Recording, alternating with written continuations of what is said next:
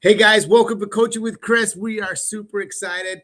Today we're going to be covering the HELPERS Act, and we got Sam and the full team here to be able to walk us through that, the importance of it, kind of where we are, get everybody on an update. But listen, if you have a great idea for a speaker or maybe a topic that we could cover that would be impactful, that would help you in your business and help you through 2024, we definitely want to cover it.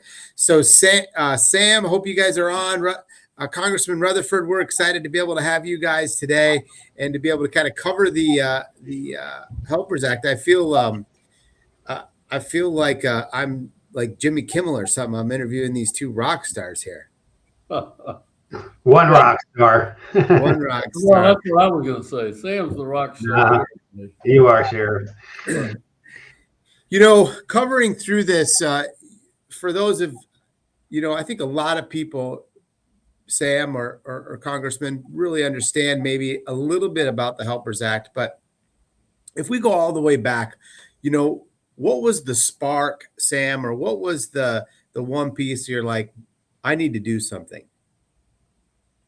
For me personally, it was simple. It's just I served in the Marine Corps, and I never was in a combat zone, and most of my friends are cops. So when I sit there, across the table from them, they have a sidearm, they have a vest on because they're sitting there going on shift from 8 o'clock at night till 4 or 5 in the morning, running into drug houses, seeing the worst of our society, unfortunately. And they're sitting there trying to purchase a home in the community they serve, and they ultimately didn't have a lot of money for down payment because their wages are not what is affordable. And also the fact that they have to pay actually more of a fee than I do as a Marine veteran. It killed me. So I was fortunate enough to meet this young man and Congressman Rutherford, former Sheriff Rutherford, who is one of the nicest people I've ever met. It's an honor to serve next to him while we fight this fight. And the fact is, the thing I love about him most, and then I'll be quiet, Congressman, is when I walk around the Capitol and this man is with me and everybody still calls him Sheriff, what his first love truly is. And that just shows a sign of respect. It shows a sign of leadership. And we are so fortunate that he started to fight for the HELPER Act. So with that, go ahead, Congressman. Well, thank you very much, Sam. And Chris, it's great to be with you. Thank you for having us on today and helping us reach out to the industry about this mortgage plan to help, many of our local first responders.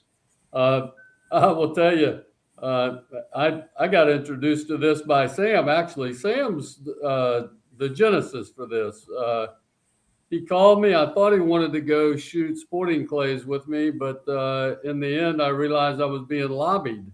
By the time we got off the sporting clay course, we were going to introduce this bill, the HELPER Act. And, it was something that I had actually witnessed. It addresses something that I had actually witnessed, even as sheriff back, before COVID-19, before some of the challenges that law enforcement faces today. Back in, what some fondly remember is the years when law enforcement officers were respected in their own communities.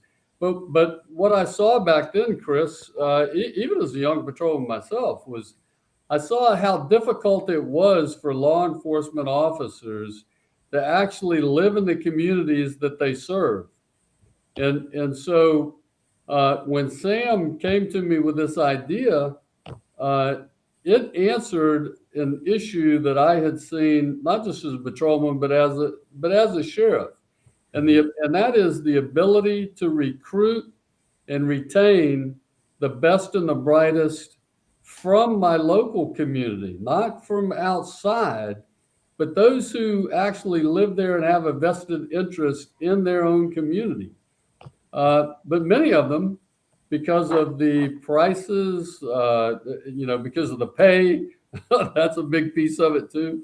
Like our men and women who are protecting the homeland, our veterans, our service members, our law enforcement officers are in uniform under arms, really protecting the hometown. and so they face some of the very similar challenges, and this bill, the Helper Act, is actually a great response to one of those needs that could help us and would help us recruit and retain some of the best and brightest talent in our community. So everybody's sitting around saying, all right, so I see the need. I see we should do something. What will the Helpers Act actually do for this servicemen and women who, are on in a sense, the front line for us day in and day out? And by the way, when we need somebody to be on the front line for us, we always want the best. Right. Right. We want the best attorney. We want the best doctor. Shouldn't we have the best law enforcement? Shouldn't we have the first best responders at a time of need when we need them? So I get you in the hiring piece, but what will the Helpers Act actually do for those that don't know? Yeah, Chris, the Helpers Act really focuses on first-time home buyers, who are some of our younger officers who we're recruiting. These individuals will be able to move into a home. It's very much like the VA system, but this is an FHA program that will allow our local first responders to buy their first home, no money down, and no monthly mortgage insurance premium. Now they do have to pay a 3.6% upfront mortgage insurance to make sure that the plan stays solvent. But that is a tremendous help for officers. I mean, we can lower. Sam can tell you, we're looking at lowering the cost to officers to get into homes in the community where they serve, and that's the big part here. And Chris, if I could jump in, I could just say, it's basically, it is like a VA home loan, but under FHA, because obviously if you're not a veteran, you can't fall under VA. And really it's as straightforward as the congressman laid out. It is where if somebody served the last 5 years, they basically go to any FHA approved lender, and they don't have the 3.5% down. They don't have the monthly mortgage insurance. Now, yesterday, we worked on some numbers for Idaho. And I mean, just the payment difference alone is about, I'm sorry, I'm going to go back to Little Rock, Arkansas. I'm going to jump to that side. But just a payment alone, it's about $90 to $100 cheaper on an average price of about $268,000, right? Now, the upside, though, is that they don't have any money that they need out of pocket if the agent and whatnot can negotiate that the seller paid all, because you still have that FHA 6% seller assist. So in theory, just like when I bought my home with my VA, I got in for nothing. Technically, this could be the same thing if it's negotiated the right way. Now, like the congressman laid out, there still is a mortgage insurance premium. And this is where we need the listeners to really know that when they are talking to their congressional leaders or Senate leaders or any groups, this is not a taxpayer bill. We're not asking the government for money. I didn't come to Congressman Rutherford and say, sir, can I have $10 billion and will you give it to our group so that we can go lend it? No, this is an insurance. FHA is an insurance that if these individuals default, that the MMIF fund, which is already a set up fund through FHA, which is 500% overfunded right now, that money would come out of that fund. Now, these individuals are still going to pay in one time up front into that fund. So this is not a subsidy program. So we do have a lot of members that believe like we're draining, but we truly are not. And this honestly, the congressman knows that I'm on a lot of calls with offices. I always say to them, I'm not going to ask you for money. I said, you probably always get calls. Can we have money? Can we have money? Can we do this? Right. I said, I'm asking you to protect the firefighters, the teachers, the law enforcement officers, the EMT and paramedics, and basically so they can get into their first house. Yeah. Yeah, I mean, if you do a VA loan, you're going to have an upfront fee, and this is just identically. So, you originators listening, this is identically set up just like that. And there has to be some type of offsetting insurance to be able to protect the 100% loan to values. But also thinking of upfront, you're going to finance it. Home's probably going to increase in value over an average. So, in 1 year, you're going to get that kind of taken care of. And then your monthly fee is a little bit cheaper just because you're not having a monthly MI, correct? Yep. So no monthly MI. There's zero. Zero. And so your entry into that house or the qualifying amount for that first responder should be a little bit higher.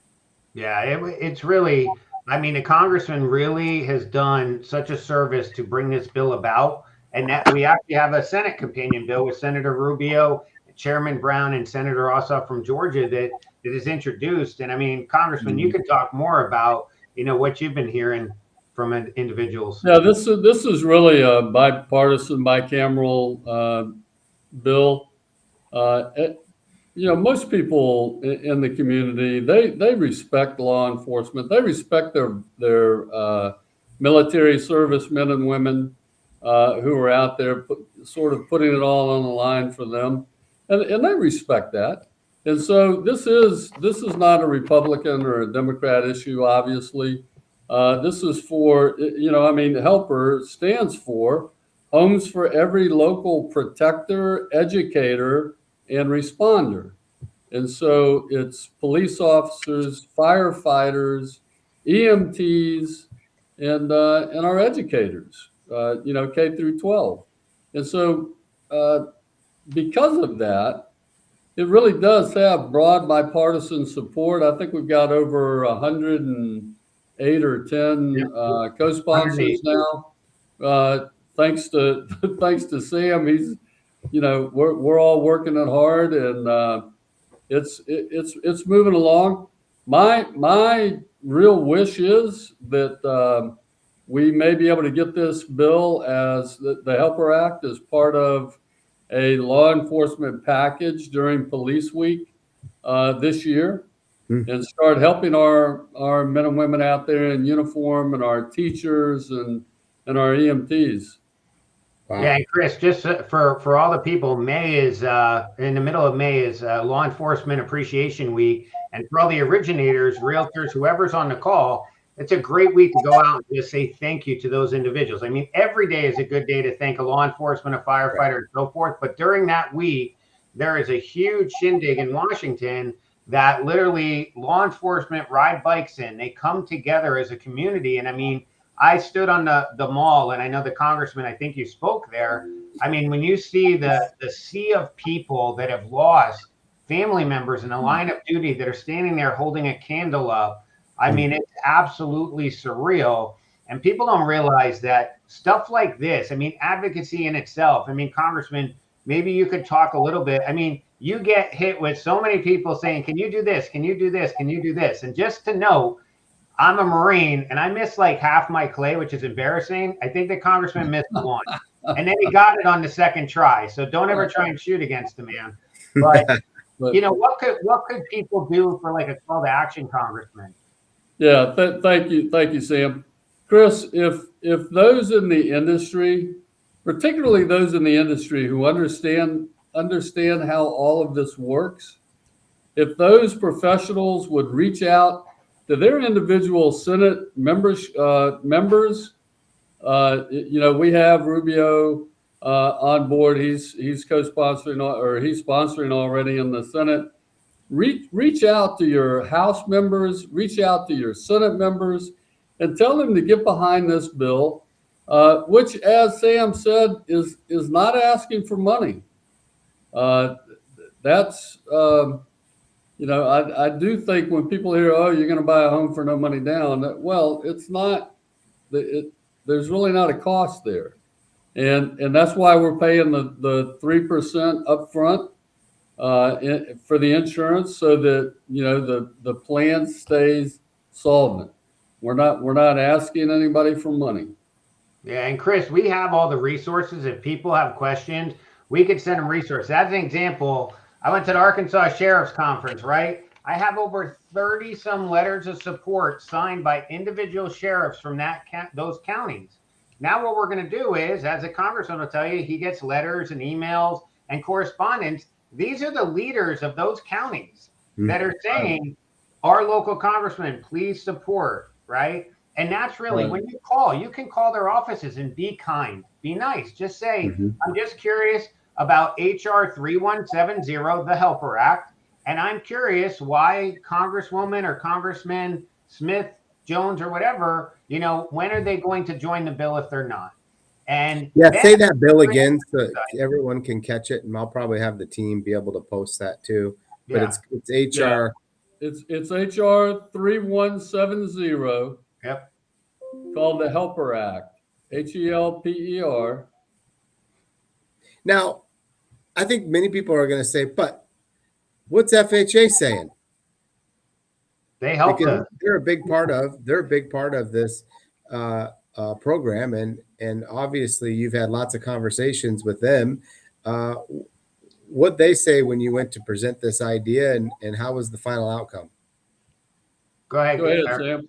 Well, basically, FHA was actually part of, I don't want to say they helped craft, but HUD and Chairman Brown on the Senate side, when this bill was reintroduced this Congress, they both kind of worked in tandem to get this bill crafted. FHA Secretary Julia Gordon is very aware of this. I've spoken with her personally about it.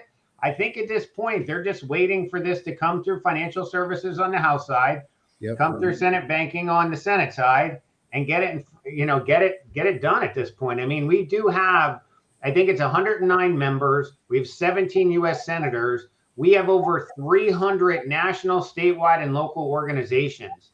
And we just need more, because the individual members that might not understand it or hear it, they need to hear from professionals like us, Chris. Your senator in South Dakota, he is on banking. We need him in a big way, because that, especially when you're on those committees, that's a very, very tangible thing. And I'm sure the congressman can address that. Well, and I will tell you also, Chris, the bill as it is now has been negotiated with those organizations, with FHA, talking to them about what's the best way to make this work for everyone. Yeah. And so we've made some changes to it that we think have really helped to enhance it and make it more palatable to those who are always concerned about, and I think we should be always concerned about, what a program is going to cost. Well, this shouldn't cost you anything. What's the time frame? You got a lot of support. We need more support. Obviously, there's a deadline to be able to get this support in, and to be able to get as many people as we can educated about the bill, supporting the bill, so that we can have success coming up. What are these timelines? Yeah, well, I would say, Chris, I mentioned Police Week coming up. I think that's going to be our best opportunity. I'm speaking to leadership now about that. Majority Leader Steve Scalise's office, as well as Speaker Mike Johnson, to help us get this bill to the floor. I think if we can get it to the floor, it'll pass. It goes to the Senate. I think over there, it would have tremendous support as well. And I don't know why President Biden wouldn't be willing to sign this into law. Particularly, Chris, when you look around the country at the challenges after COVID-19, when we lost so many of our first responders and teachers to that horrible disease, we're still down. In fact, I think I saw a number the other day, something like over 25% of our law enforcement agencies are understaffed as we speak. And so there's a lot of reasons for that, but this would certainly help us be able to look. Agencies are out there offering signing bonuses and other things, trying to get officers to join their agency. What this bill will help them do is not only join their agency, but then live in that community.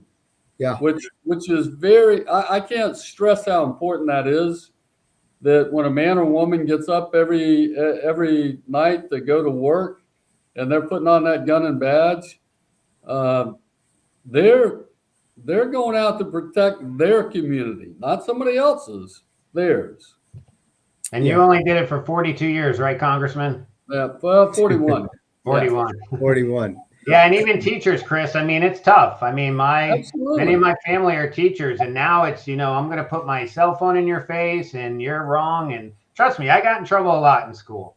And when the teacher called my You mom got to and be kidding dad, me, Sam. You yeah, got to be not at kidding me. all. But when the teacher called, it wasn't, "Why are you bothering my son?" It was, "Sam, get over here," and that was it.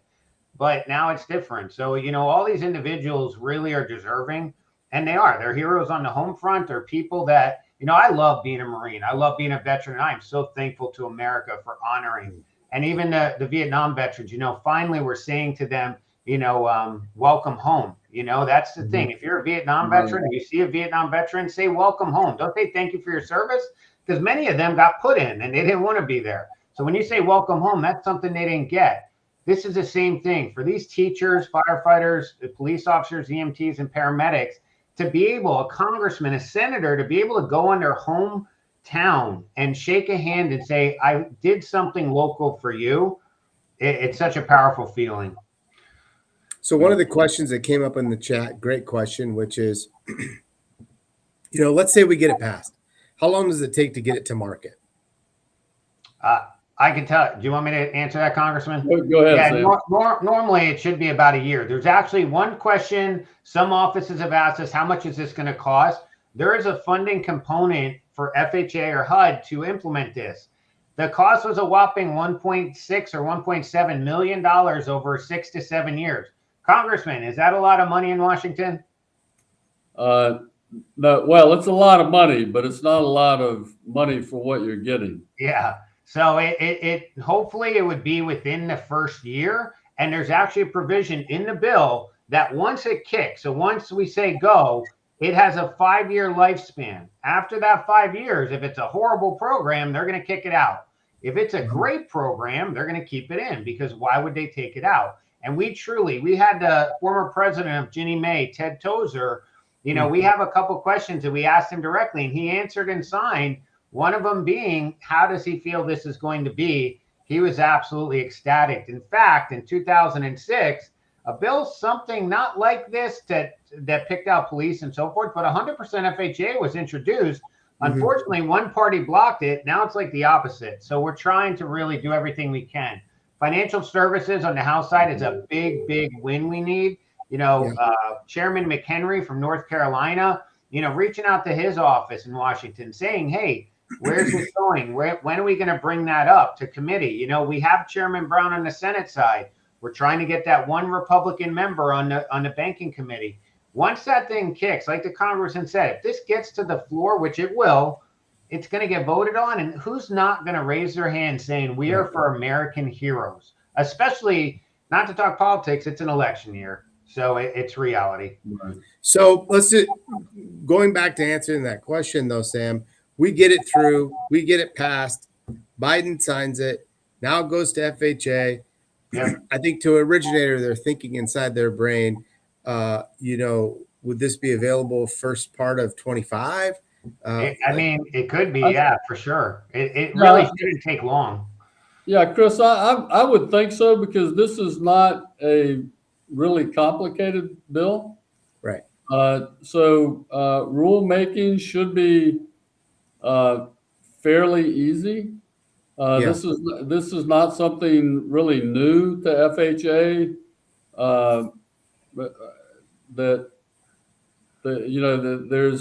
There's really no nuances in this. It's pretty straightforward. Yeah, and Chris, actually, I should have said this. So, everybody in the industry knows 203B is your traditional FHA, 203K is a rehab. There's actually a 203H, which is 100% financing. It's a disaster declaration. We would be a 203Z, like zebra.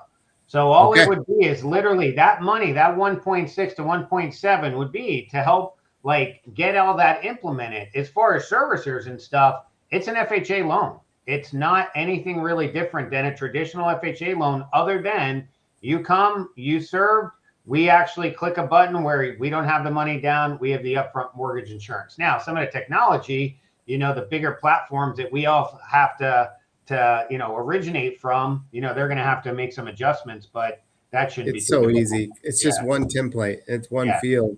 You got upfront MI. So, and then, changing the monthly MI out. Yeah. That's pretty cool. You know, one of the questions that just came out was what are the grassroots advocacy effort on this measure? And I think, you know, even maybe even tied to that question is that what are the states where we need more support that would be able to help get this bill through? And maybe some of the audience that's listening today are in those states or have a connection to that state that could help this Helpers Act get pushed. I can nail 4, Congressman, but you go first. Good. Well, I would say states like New York, New Jersey, Pennsylvania, Illinois, uh, particularly where you have high salt taxes and that sort of issue, that are addressing the new home buyer that first time. But I will tell you, the grassroots effort in support is amazing. I mean, I've got a whole list of, the American Association of State Troopers, American Federation of Teachers, the Federal Law Enforcement Officers Association, the Fraternal Order of Police. It just goes on and on. Right. But those are the people that are vested in it. What I really appreciate today, Chris, is coming before your audience, who are people that understand the mortgage industry and understand what the ramifications of this new law could be for their community. Thank you for getting that out to them so that they can become advocates. They can call their senators. They can call their state representatives and tell them to get on and co-sponsor HR 3170. Yeah. And Chris, I got 4 states. So Louisiana, we just got the U.S. Senator from Louisiana. We're trying to get Senator Kennedy from Louisiana. They're very, very aware of the bill. Louisiana also has the House Speaker is from Louisiana. We have massive support in Louisiana from all those local grassroots, to include the Sheriff's Association, things like that. Idaho with Senator Crapo, very, very important. They're very aware. I might have in my email a meeting scheduled. North Carolina with Congressman McHenry. He's the chair of financial services, really getting him on board and having their voice heard. Arkansas with Little Rock, Congressman French Hill. He's like number 2 on financial services. Those types of individuals. And Chris, to be honest, Senator Mike Rounds, he's on banking, getting him on board from South Dakota. Getting that one person from banking on the Republican side would be huge for us. And I know the congressman's been working day and night, really fighting to get this advocacy to the members on financial services to get it into a committee hearing. Because honestly, at a committee hearing, I think we actually already have 10 to 15 members from financial services, but it's the leadership. That's really the key. Yeah, and it just seems like the biggest thing is it's educating that leadership group to making sure they completely understand the act so that they vote correctly. But once they understand it doesn't cost. Once they understand this is great for, bare entry into owning a home for a first responder. I mean, this seems pretty simple to explain. It's just taking the time to be able to explain it to each of these in the leadership group and Rounds. I've got to commit today to be able to connect with Senator Rounds and be able to, get his support, which we fight the same problem in South Dakota as many states do, which is it's so expensive for a first-time home buyer to own a home. And this is a great way to be able to do it. And what a better recruiting opportunity for this industry as well. Yeah. That's cool.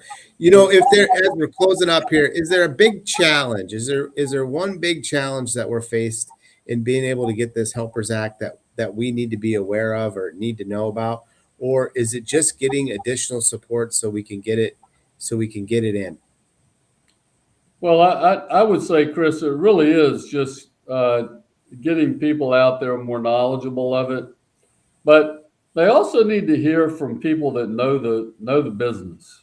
Yeah. Like you and Sam, others. They want to know that the business end of this is okay.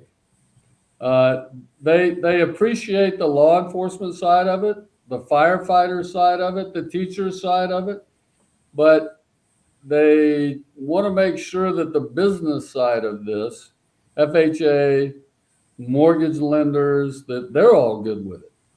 And so that's why I think your show is so important in helping us get the word out to some of the right people that these representatives and senators really need to hear from. Yeah. And guys, the most important thing is have fun. Like, this is something where you're truly like, I wear this American flag. I have the flag on my shirt because we're always serving. We're always fighting to be better, to help with with affordability within our industry, right? When you go to these police chiefs, fire chiefs, teachers, you're not trying to sell them anything. You're trying to get them a better benefit, right? Then when you're calling a congressional office or a Senate office, or you're asking for letters of support, you're not selling anything. You're trying to help. That is such a different feeling than me trying to walk in, Chris, and sell you on my technology, why I can help, Windsor Mortgage be better. Instead, if I come in and say, Chris, I'm just trying to change the game here, and this is what it's doing, it's such a good feeling. And honestly, Congressman, the one thing about you, when we went clay shooting that first time, actually, I didn't pitch you then. I did talk to your chief of staff, but the Zoom call the next week, I'll never forget you saying this, and I hope you don't mind me sharing, but you said, Sam, I borrowed money twice from my parents, my first kid, my first house. I totally get it. And he said, I sure did. When you find the heart of a man like Congressman Rutherford, I still like calling him sheriff. The fact is that there are other leaders in our country like that. And sometimes they have to hear. A lot of times they have staffers, and sometimes it just doesn't get up to the chain. Sometimes you have to go to that local event and just go up, have a smile, shake a hand, and say, were you aware of this bill? Can I talk to somebody at your office about it? And it's really that simple. I mean, I met Congressman Rutherford because somebody was trying to sell me marketing. And he said, hey, I know you're trying to do this change. You want to go shooting with a congressman? And I'm like, sure, I can shoot at clay. Well, I missed half. And I promise I didn't miss half on purpose, Mr. Schmooth. I literally missed half. It was horrible. But that's what it's about, Chris. And honestly, it's been such a joy to be working with a leader, a man like Congressman Rutherford, and ultimately being able to try and change our industry for the better of the people that serve in our community. I mean, there's no better feeling in the world. This last question that kind of came up, guys, which was, what do I need to do locally to spread the message, or do we need to collect signatures? It's not about the collecting the signature, but one of the things that Sam did to help, which was you actually have a templated letter of support, and we can get that from Sam and be able to get that attached in to be able to help. Or you could reach out to Sam. I know that if we're going to, anything that he could do to support you to get this additional support, Sam would do. To be able to reach out. I think that is key, because you got a lot of people listening like, yep, I believe in this. Yep, this is right. Yep, this would be good for the first responders. It'd be good for the mortgage industry. I get all the benefits. How do I do this? And what do I do? Yeah. Instead of going a shotgun approach, maybe, a rifle approach, which would be get it connected with the police, the chiefs. I got a bullseye approach, Chris. If they call their Washington congressional office, so wherever you're at in this country, you find your congressman's phone number, the Washington one, and you call as a constituent, as a person in the mortgage industry, you ask to set up a meeting to talk about the HELPER Act. If you get that meeting, I will join that call. I will be the guy that's been doing this for a long time and talk about the bill. You will be the local advocate. We call them ambassadors. I will make you look great, so that a congressman like John Rutherford will say, wow, that sounds really good. Let's do it. But I can't do that. Trust me. Ask Congressman Rutherford. I'm everywhere trying to get everybody, and I have a small team with George and the rest. If you do that call and you get that meeting, this will change really, really quick. But it's up to everybody out there. If you're in Oregon, if you're up in Rhode Island, if you're in Tennessee, we have zero support. Tennessee, call your local congressmen or women, schedule the meeting. So we're all in the mortgage business, smiling and dialing. Call, get the meeting. We'll do a Zoom call. We'll knock it out of the park, guys. I promise you this. Yeah, I've actually been on a call with Sam on that before, and he does an amazing job. Plus, you know what? For all you originators listening today, and you're thinking about, should I put a little effort into this? Just think, if you're one of the few that come to actually be able to support it, get connected with your congressmen, senators within your state to bring this to help, you'll become the industry expert on this Helpers Act for your area, and no one could ever take that away from you because you did the little extra effort. Who wants to work with the originator that actually was the expert that brought this to their local government, and to be able to have that support in Washington, D.C.? I think it's a key. And Sam, here's do you the have crazy anything in part. closing? Can I say one last thing? So Congressman Rutherford actually is not my congressman. So I had to beat around the bush to try and get to him. No, but you know what? I consider him a friend, and I think he feels the same. And it's very awkward when I call the bat phone. Sometimes I have to call the bat phone and say, "Sir, I don't mean to bother you." And he says, "Hey, Sam, I am sure anything in the mortgage world that ever comes about in Congress, he knows his office will call me and say, Sam, something came across our desk. What do you think out of doing this 27 years?" And it's like, I'm so thankful for our friendship, and just the fact that, somebody served 42 years too. I mean, I'm 48. So I was 6 when he started. It's just amazing. So thank you for your service, sir.